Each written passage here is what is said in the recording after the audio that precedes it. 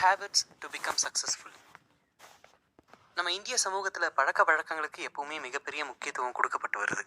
சின்ன வயசுல இருந்தே குழந்தைகளுக்கு எது நல்ல பழக்கங்கள், அதை பின்பற்ற வேண்டிய கட்டாயம் என்னன்னு தொடர்ந்து கற்பிக்கப்பட்டே வருது.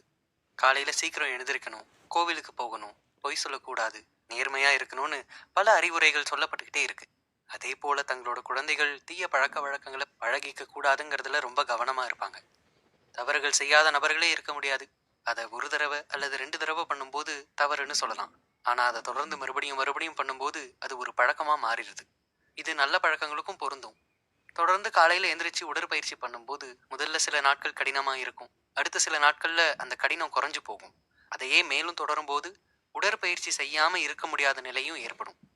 தவறான பழக்க வழக்கங்களுக்கு சொல்லவே வேண்டியதில்லை. ஒரு தடவை பழகிட்டா அதை விடுறது மிக கடினமான காரியமா இருக்கும்.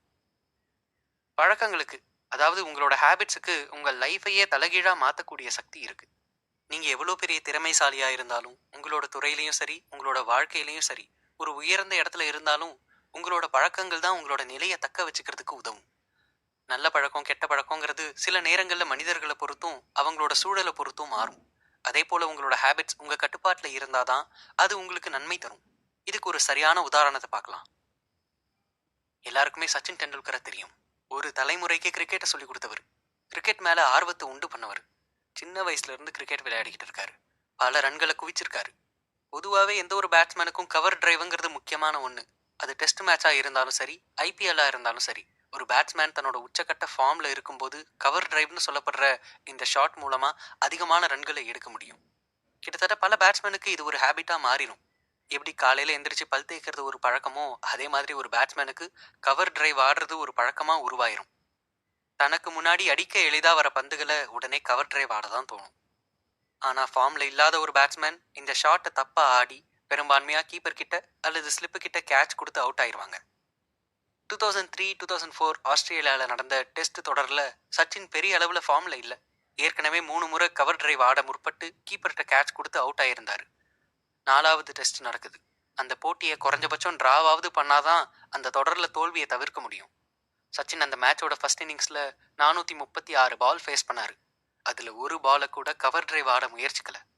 தன்னோட ஃபேவரட் ஷாட்டான, தனக்கு ஒரு பழக்கமா மாறிப்போன அந்த கவர் டிரைவை ஆட முயற்சி கூட பண்ணாம மற்ற திசைகள்ல இருந்து 241 ரன்களை குவிச்சாரு. இதை பண்றதுக்கு மிகப்பெரிய மன உறுதியும் சுய கட்டுப்பாடும் வேணும். அந்த மேட்ச்ல சச்சினை பொறுத்தவரை கவர் டிரைவ் ஆடுறது தான் ஒரு பேட் ஹேபிட். தனக்கு அதுவரை இருந்த ஒரு ஹேபிட்டை தன்னோட கட்டுப்பாட்டுக்குள்ள வச்சு ஒரு பெரிய கம்பேக்கை கொடுத்தாரு சச்சின் டெண்டுல்கர். இதே மாதிரி எல்லாராலையும் தங்களோட ஹேபிட்ஸை தங்களோட கட்டுப்பாட்டுக்குள்ள வச்சுக்க முடியும். ஹேபிட்ஸ், பழக்கங்கள்னா என்ன, அது எப்படி வேலை செய்யுது, பழக்கங்கள் நம்மளை ஒரு வெற்றியாளரா மாத்துமா, நம்ம கிட்ட இல்லாத நல்ல பழக்கங்களை உருவாக்கிக்க முடியுமா, அது முடியும்னா அதை எப்படி உருவாக்குறது, நம்ம கிட்ட இருக்கிற கெட்ட பழக்கங்களை எப்படி கைவிடுறது, இது போல பல தகவல்களை இந்த ஷோல கேட்டு தெரிஞ்சுக்கலாம். வணக்கம். இந்த ஷோவோட பேரு ஹேபிட்ஸ் டு பிகம் சக்சஸ்ஃபுல். இந்த ஷோவை எழுதுனது நான் சிவா. வாசிப்பது ரோஹித் ஸ்ரீனிவாசன்.